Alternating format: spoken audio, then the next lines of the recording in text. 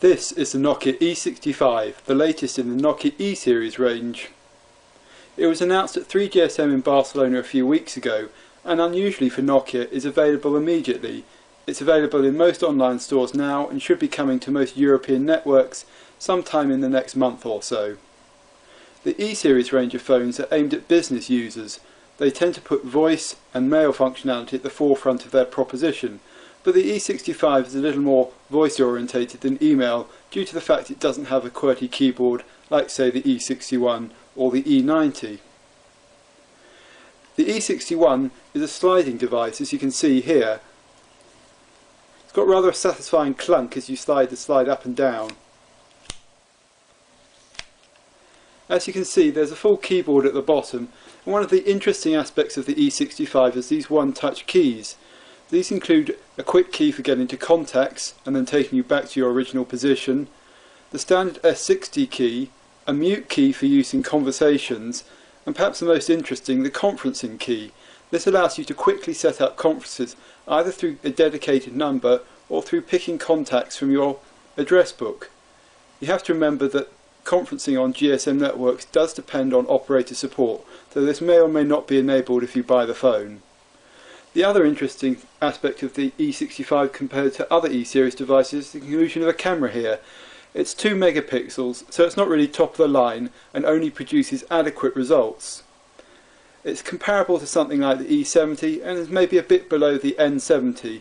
You'll notice that there's no LED flash, and so the circumstances in which you can use the camera can be somewhat limited. For example, there's also no macro mode, which means close-up shots, such as those used when you're taking a picture of a document, also won't come out very well. The other thing to notice on the back of the phone here is the sort of leather material that's been used.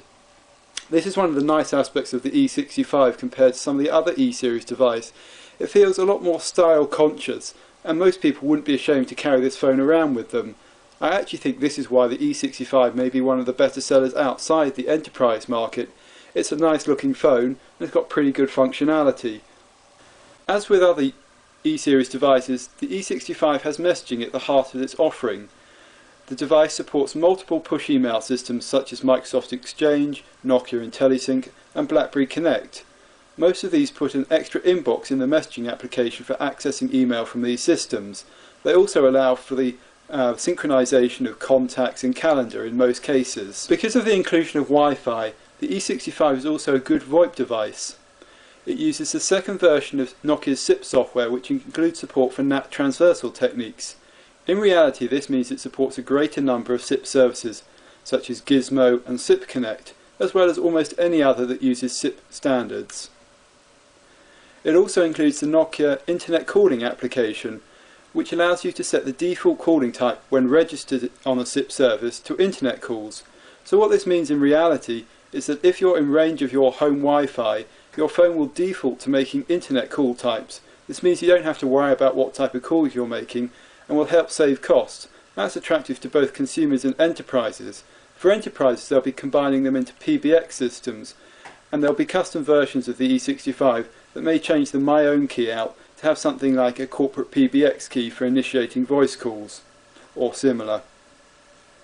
We'll now take a closer look at the interface, and we'll see this running close up. So taking a closer look here at the One-Touch Keys, we can see here is the contacts key. If we press that, it takes us into the contacts application. If we press it again, it takes us back to where we were before. If we're say in another application, for example calendar, we press that and it'll take us to contacts and take us back to calendar. Then over here is the My Own key. This will start to use a selectable application. In this case it's web. If we do a long press, we can reconfigure this application and sort of say, well, where do we want it to be, say for messaging, and to do a new SMS. So if we now press the My Own key again, we'll see that it starts messaging and selects a new SMS. The last two keys here, the mute key and the conferencing key, reflect the voice-centric nature of this device. If I press the conference button here, it will pop up a menu and we can either select default call number. That's basically for a conferencing call service. So if you work in a team and have a regular conference call, you can select that and put in things like the conference ID and it'll set everything up automatically for you. There's also the select from contacts option, which allows you to go into your address book and select the people you want to call on a conference call. This does depend on operator support, and so it may not work with your operator. If we see here, if we call myself here, and I'll have to go and answer the phone, and it just starts up over here. And there comes the call. So I've now answered that. Now you can see here, if I press the mute key, it mutes the call, as you can see from the indication in the top right hand corner. If we're on the idle screen, this is a much bigger icon, it's much clearer. You can also see here some of the other voice functions, such as the end call, the hold, and you can start a new call. You can also do things like send MSF and send particular calling tones, all of which might be useful in certain call situations. So if we unmute the call, and we can end it, that shows you some of the Onetouch keys. You can also see here, from just the way we've been navigating around through the menu system, that it's a pretty speedy device in common with other S60 3rd edition devices. The E65 runs S60 3rd edition. It's a shame that it's not running S60 3rd edition feature pack 1, but this is due to time to market concerns. Nokia wanted to get this device out, and putting in more recent software on it would have taken more time. The software then is fairly standard, but there's a couple of interesting things to note. Here's the Wi-Fi scanner in operation. It finds a Wi-Fi network, you click on the details, and you can start web browsing straight away. This works for any open hotspot network.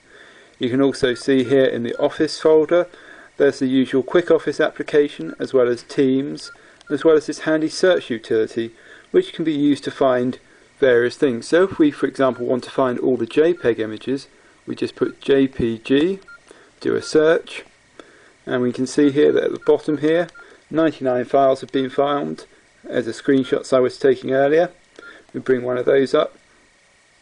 But of course this also works just as well for using things, some of your messages, your contacts, or your emails. We go back to the Office folder. You can also see there's a message reader here. This reads out text messages that you've received. So, for example, we'll play back one here. Message from an unrecognized number. We'll take that as a yes then. FRP was pleased to see them. Reading completed. As mentioned, there's also voice control commands. This is activated by pressing this one here. We hold that down. Rafe Blanford. You can see there that speaker independent voice recognition at work. You'll also see there's some other S60 tools, including the position, landmark and navigator applications for use with a GPS. There's also the settings wizard here to help you get set up when you'll start with the device, and further these are found under the help menu. Here you can see the tutorial application, which helps you get familiar with S60.